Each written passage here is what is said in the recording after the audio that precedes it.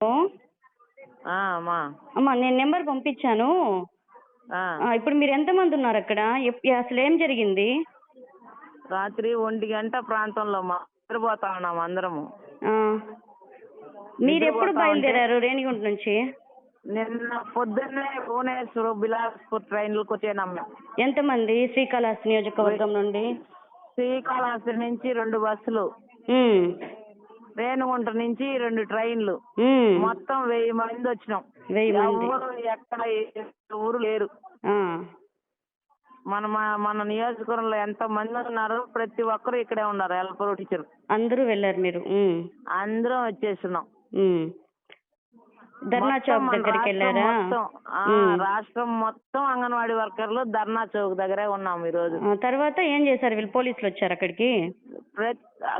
అసలు ఎట్లా వచ్చినారంటే వాళ్ళు ఆగ మేఘాలుగా వచ్చి పరుగుల మీద దారాలు, పెద్ద పెద్ద దారాలు ఎత్తుకొని టెంట్ హౌస్లు పడుకున్న వాళ్ళని తొక్కడాలు లేపి లేపి ఈడ్చి చేసేసినారు.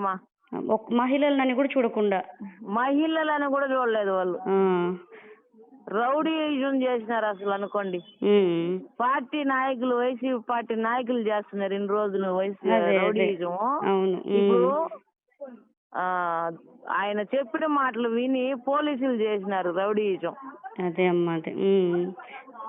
ఆ లేడీస్ పోలీసులు కూడా కాదు, జెంట్సా? అందరూ జెంట్సే. జెంట్స్ వచ్చి లేడీస్ మీద మ్యాన్ హ్యాండ్లింగ్ చేశారా? చేసేసారు.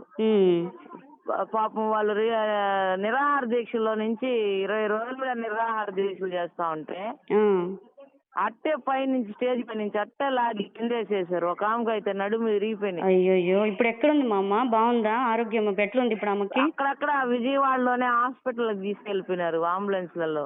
మమ్మల్ని అందరినీ 30-40 బస్సులు పెట్టి ఇక్కడ తీసుకొచ్చేసినారు. టిఫిన్ అడుగుతుంటే మాకు తెలీదు, మాకు సంబంధం లేదు అని అనేసి అన్నారు. ఎక్కడమ్మా? మచిలీపట్నం పోలీస్ క్వార్టర్సా? ఎక్కడున్నారు?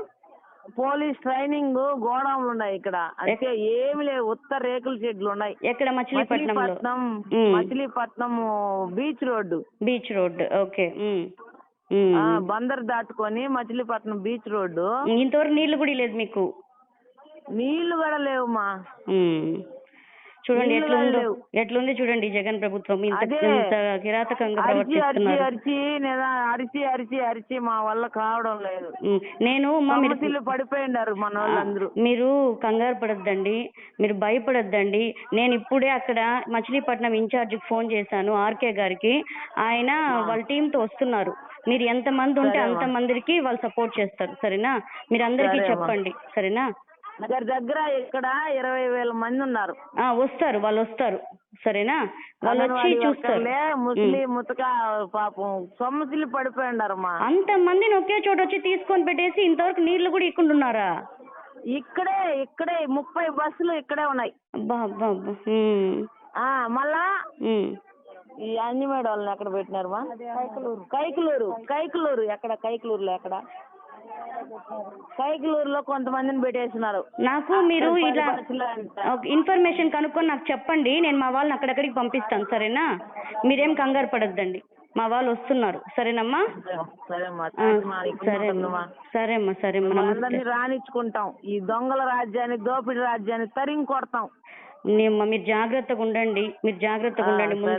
మిమ్మల్ని అందరినీ శ్రీకాళహస్తి నియోజకవర్గానికి తీసుకొచ్చే బాధ్యత నాది దగ్గరుండి. సరేనా? సరేమ్మా. నమస్తే అమ్మా.